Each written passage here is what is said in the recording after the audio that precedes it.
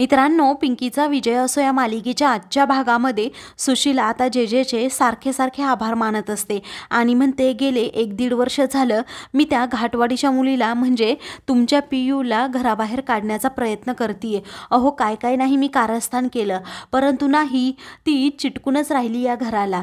परंतु तुम्ही आलात, तिची चांगलीच तारांबळ उडवली. आता पुढचा तुमचा काय प्लॅन असेल हे मला माहिती आहे. आता तो विचारू लागतो, पुढचा प्लॅन म्हणजे काय? तर पिंकीला घराबाहेर काढण्यासाठी तुम्ही मला मदत करणार आहात ना, असं सुशीला विचारू लागते. ते जेजे म्हणतो की हो, मग आता आमचे साहेब तुम्हाला चांगलंच बक्षीस देणार आहे, असं आता सुशीला म्हणते. जेजे आता एकदम शांत होतो आणि मनातल्या मनात विचार करू लागतो, म्हणजे साहेब नाही मला बक्षीस देणार, मीच त्यांना एक खूप मोठं बक्षीस देणार आहे. असं म्हणून आता तो सुशीलाला पुढे काय काय करायचा हा प्लॅन सांगतो. सुशीला भलतीच खुश होते. दुसरीकडे जेजेचा जो गुंड असतो तो मागे पिंकीकडे पाहत पुढे पुढे चाललेला असतो. पिंकीला समजतं की इथे देवयानी मॅडम वगैरे असतील, म्हणूनच तो त्यांच्याकडे चालला असेल. फक्त देवयानी मॅडमला काही होऊ नये यासाठी मी याच्या पाठीमागे चालतीये. पण आता मला एक गोष्ट कळत नाहीये, हा मला दुसरीकडे किडनॅप करायला घेऊन जातोय, मी याच्या पाठीमागे जाते, काय गौड बंगाल आहे, हाच पिंकीला प्रश्न पडतो. आता पुढे गेल्यानंतर समोर एक वाडा असतो, अगदी थिएटरप्रमाणे. त्यावरती तेथे गेल्यानंतर ती दरवाजा उघडून आतमध्ये जाते. मग तेथे आता अगदी रोमॅन्टिक वातावरण असतं. एक टेबल तेथे ठेवलेला असतो, त्या टेबलवर लाल गुलाबाची फुलं देखील ठेवलेली असतात. पिंकी ते पाहते, तिला आश्चर्य विचार करू लागते, नक्की काय आहे हे प्रकरण. समोरून आता जे येत असतो तो पुन्हा भातुकलीच्या खेळामध्ये हे गाणं गुणगुणत तेथे येतो. पिंकीला आता आश्चर्य वाटतं की जे इथे कसा. आता पुढे आल्यानंतर तिच्याकडे पाहून हसतो. पिंकी म्हणते, अरे नौटंकी, काय करतोस तू इथे? जेजेचा गुंडा आता तेथे येतो. तो आता देवयानी मॅडमचा तो किडनॅपिंग केल्याचा व्हिडिओ लावतो. तेव्हा पिंकी, माझा जीव धोक्यात आहे, तू जे म्हणेल तसंच कर, असं आता देवयानी मॅडम म्हणत असतात. पिंकीला आता खूपच वाईट वाटतं. ती त्यांच्याबरोबर बोलण्याचा प्रयत्न करते, परंतु तो माणूस लगेच तो फोन कट करतो. तेव्हा आता पिंकी पूर्णपणे कोंडीत अडकलेली असते. दुसरीकडे युवराज हा पिंकीकडे निघालेला असतो, तिचा शोध घेत असतो. तेवढ्यातच आता सुशीलाचा त्याला फोन येतो. त्यावेळी, आईसाहेब तुम्ही आत्ता ह्यावेळी का कॉल केलाय, असं तो विचारू लागतो. त्यावेळी सुशीला म्हणते, हे बघ, मी आता जे काही तुला सांगते ना ते तू नीटपणे ऐक. तेव्हा काय झालं असं तो विचारू लागतो. ती म्हणते की तुझ्या बायकोला तू शोधतोय ना, मग मी तुला सांगते तुझी बायको आहे तरी कुठे? त्यावरती आता युवराज विचारतो, नक्की कुठे आहे ती? सुशीला म्हणते, जे सोबत ती रात्रीचं नाही का ते मेणबत्त्यांमध्ये जेवण करतात, कॅन्डल लाईट डिनर का फिनर, ते करायला गेली आहे, तिथे मजा मारतीये, तिथे नाचगाणं सुरू असेल तिचं. तेव्हा आता युवराज खूप जोरात ओरडतो आणि म्हणतो, आईसाहेब नीट बोला जरा. सुशीला म्हणते, अरे ओरडू नको, तुझ्या मोबाईलवर जो पत्ता सेंड केलाय ना त्या पत्त्यावर जा गुपचूप, असं म्हणून आता ती फोन ठेवते. दुसरीकडे देवयानी मॅडमला काही जास्त होणार नाही, फक्त आता किडनॅप केलंय ना त्यांना जास्त त्रास होईल, ते पण तुझ्यामुळे. आता मी सांगेल तसंच तू सेम ऐकायचं, असं म्हणून जे आता पिंकीला ब्लॅकमेल करतो. तेव्हा पिंकीला म्हणतो, सिट डाऊन. तेव्हा पिंकीला आता गुपचूप तेथे बसावं लागतं. आता लगेच दारूचे 2 ग्लास भरतो आणि म्हणतो की मला तुझ्यासोबत फक्त एकच करायचंय, तुझ्याबद्दल मनात काही वाईट साईट विचार नाही, कारण तुझी माझी काही दुश्मनी नाही, फक्त एक छोटासा डान्स करायचा आहे. पिंकी म्हणते, काय म्हणालात? मी डान्स वगैरे काहीही करणार नाही, असं म्हणून ती खूप चिडते आणि तेथून जाण्याचा प्रयत्न करते.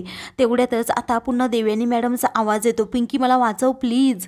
त्यावरती आता पिंकी खूपच घाबरते. लगेच जेजेला म्हणते की देवयानी मॅडमना सोडा. तेव्हा तू पुन्हा आलीस ना, देवयानी मॅडमना सोडण्यात येईल, त्यांना काहीही होणार नाही, असा जे विश्वास देतो. पिंकी म्हणते, तुम्ही जे म्हणाल ते मी करायला तयार आहे. आता जेजेला आनंदच होतो.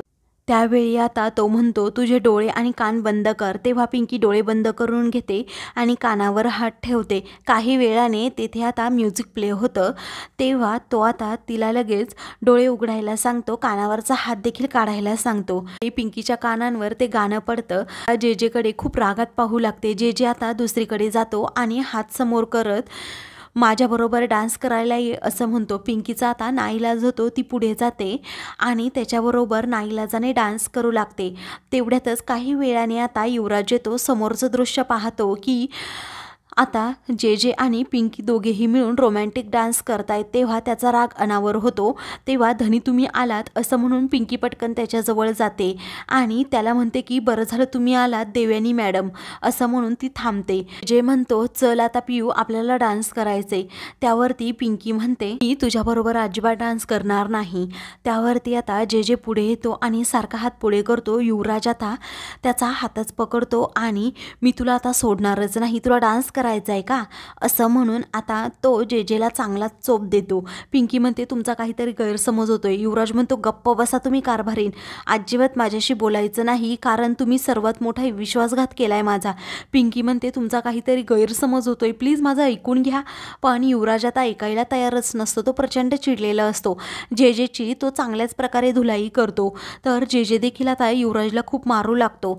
त्यानंतर पिंकी आता दोघांनाही म्हणत असते शांत बसा, पण दोघेही आता ऐकायला तयार नसतात कारण ते खूपच चिडलेले असतात। तर आता जे जेला मारत मारत युवराज त्याला बाहेर फरफटतच आणतो। आता जे जेची चांगलीच धुलाई करून युवराज आता लगेच त्याला खाली पाडतो। तेव्हा पिंकी म्हणते धनी प्लीज तुमचा काहीतरी गैरसमज होतोय, पण युवराज आता ऐकण्याच्या मनस्थितीत नसतो।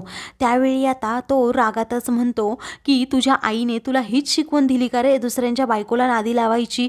तेव्हा आता जे जेला खूपच राग येतो। तेव्हा तो चवताळूनच उठतो आणि म्हणतो हे आईचं नाव अजिबात घ्यायचं नाही म्हणून तो अंगात असणारा शर्ट काढतो। युवराज देखील खूपच चिडतो आणि अंगातील शर्ट काढतो, जे जेवर धावून जातो। जे जे आणि युवराज मध्ये आता खूपच भांडणं होत, एकमेकांना ते खूपच मारत असतात। तेव्हा ते पाहून तेव्हा पिंकी आता मध्ये उभी राहते आणि म्हणते थांबा।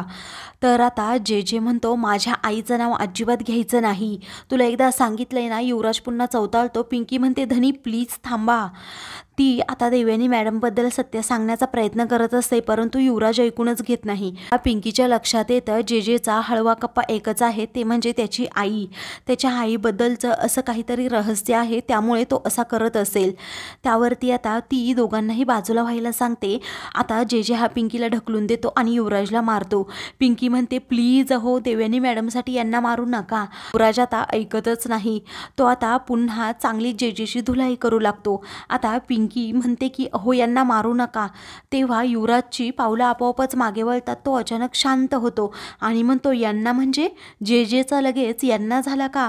अहो कालपर्यंत जे जे म्हणत होतात ना माझ्या कारभारीन तर खऱ्या कधीच मेल्या आहेत, तुम्ही खोट्या पिहू आहात पिहू, माझ्या कारभारणीच्या नखाची सर सुद्धा तुम्हाला येणार नाही। आईसाहेब म्हणत होते ना ते बरोबर होतं, ही खोटी पिहू आहे म्हणून, परंतु मीच आता प्रेमात वेडा होतो माझ्या बायकोच्या असं म्हणून आता तो पिंकीला काही न बोलता तेथून जातो। तेव्हा पिंकी आता जे जेला म्हणते की अरे जे जे मी काहीही सहन केलं असतं परंतु माझ्या धनींना तू दुखवलंस, आमच्या दोघांमध्ये गैरसमज निर्माण केलास, हे मी अजिबात सहन करणार नाही, तुला याची शिक्षा मिळणारच असं म्हणून आता ती खूपच चिडते।